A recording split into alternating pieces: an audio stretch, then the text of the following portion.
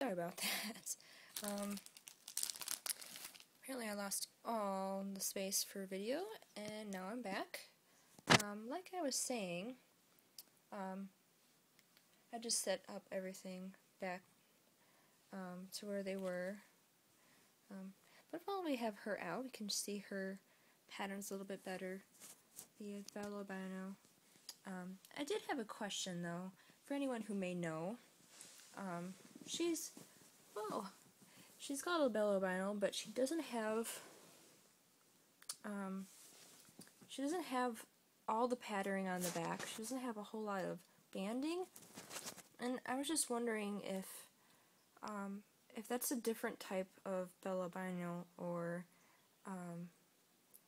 if it's just the same thing, because I've seen a lot of Bell albinos and they have a lot of spots on their back and a lot of banding, and she doesn't really have that. She has more like a lavender coloring on the back, so it's very interesting, but she's very pretty. I love her. She's a little adventurous too. So back to my setup. Batman's complaining. She's like, I want to go back out. So this is the setup that I usually do. I usually try to mix it up a little bit, just to give them a little bit more enrichment. So I just put the cave on top of the warm parts. This is the extra bowl. This is the tree. Some decoration. There's Batman. She's I want to come back out. She's so funny. And then this is the humid hide that I was talking about. I just sprayed it down with water, and they can go in there. I also wanted to switch this to the moss now, because I was told that Bubbles might have eggs. She was in with a male, so she might want to lay eggs, so I thought this would be a better humid hide substrate than paper towel, just to make her feel a little bit more safer. So yeah, these bowls, this is what I use for the water dish. There's no water in there right now. This is the multivitamin dust. I do need to pick up some calcium-only dust, so just in case she wants to lay her eggs, if she has any, she can get her extra calcium. And then this one's just another bowl just for extra. Sometimes I put mealworms in there, though Usually I'll just hand feed them mealworms with the feeding tongs. It's a little bit more personal. And then I make sure they eat, because sometimes with the crickets, obviously the crickets, when they're gone, they've been eaten, but sometimes it's hard to know who's eaten what and how much of. So that's what I do.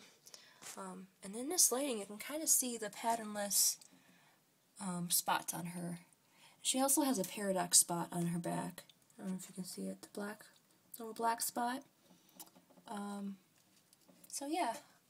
I also wanted to say, which is a great habit if you have any type of animal at all, especially in tanks. Anytime you have reptiles or even fish, there should always be a gradient of hot side and a cool side, or rather a warm side and a cool side.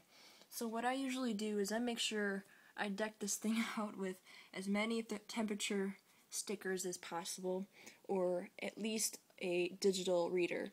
Now this digital reader needs some batteries, I think, so it's not working. Hi Batman. I don't think I said her name's Batman. She's about 4. And then Bubbles. So I have, a good reader on one side where the hot meter is, and then I usually have a middle sticker, and then at the end I have another sticker right there, just to get the good gradient. And I'm going to show you my, I have a California king snake too, which I do the same thing with. I have a digital reader that reads out right here, and then 2 stickers right there. So the digital reader is more so to the middle, and these guys are just extras to make sure. But yeah, I usually do that with my my fish too. My fish tanks both have thermometers on each side, just to make sure, you know, no one's getting too hot or too cold. So, alrighty, what else? It's about 5 minutes.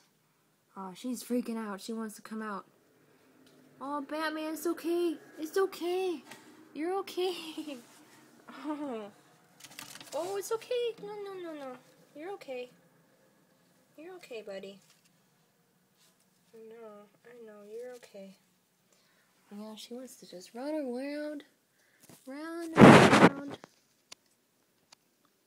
I know, it's okay. Alrighty. Well, I'm gonna give her some